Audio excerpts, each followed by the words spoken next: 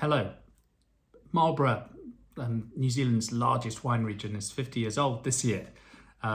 So I've been kind of doing a bit of content related to that. Super interesting area. First vines went into the ground 73. The first Sauvignon Blanc, a bit was planted in 1975, but things really got going in the mid-80s when the world discovered the unique style of wine that is Marlborough Sauvignon Blanc. So I'm going to shoot off with three wines. First of all, we're going to the Villa Maria Sauvignon Blanc 2022. It's a private bin, made in huge quantities, usually pretty reliable performer. Then we've got Brancott Estate, another biggie. This was the original Marlborough Sauvignon Blanc, first came out in 1979. This is the 2022 vintage again.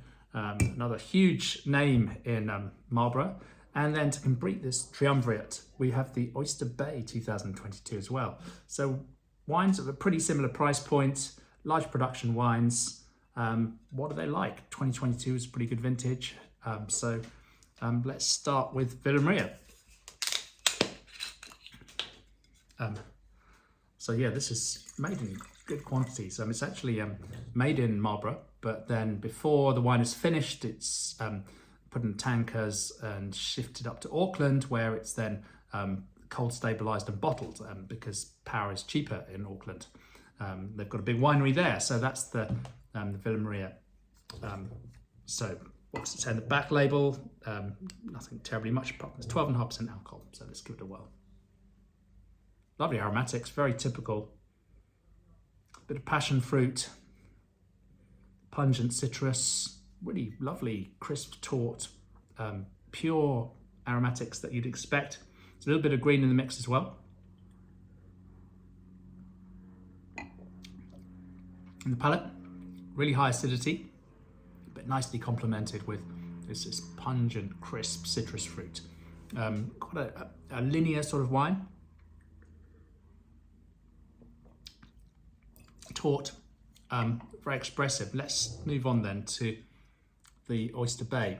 What can I tell you about this? We're a large production again, 12.5% alcohol. Let's give it a whirl. Will it match up to the quality of the Villa Maria? It's more muted on the nose, not quite as aromatic. Doesn't really have that sort of passion fruit lift. It's really not giving very much at all.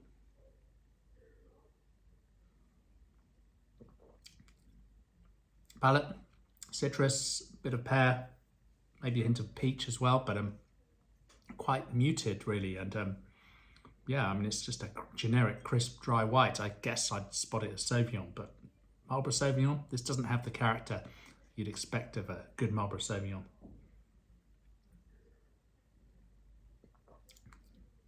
A little disappointing, to be honest. Not quite in the league of the Villa Maria.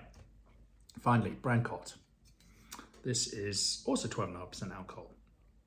It gives a little thing on the back label. I don't know if you can see that. It's quite useful actually, giving you a sort of an indication of the style of the wine to expect. This is sort of a third of the way from light to full. It's mostly at the crisp end, and it's mostly the tropical end on the last scale, which is citrus to tropical. And it gives you ideas of food pairings as well. Yeah, really quite nice back label. And of course, this label was a brand new redesign, I think, with this vintage. So, crisp green aromatic nose, some passion fruit.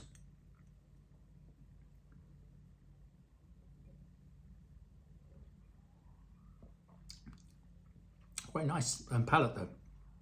The nose is slightly less exotic. The Villa Maria is the one that gives you that really exotic Marlborough character. This gives you really nice citrus fruit, but then there's some tropical fruit notes, mainly on the palate rather than the nose. Juicy, direct.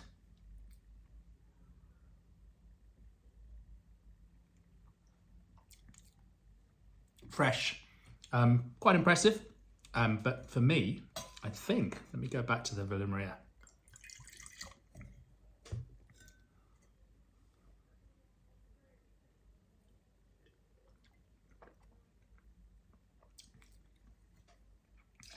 I think the Villa Maria has the slight edge. Let me just pop through them again, because I think I want to be fair to these wines. And presentation order can make a difference.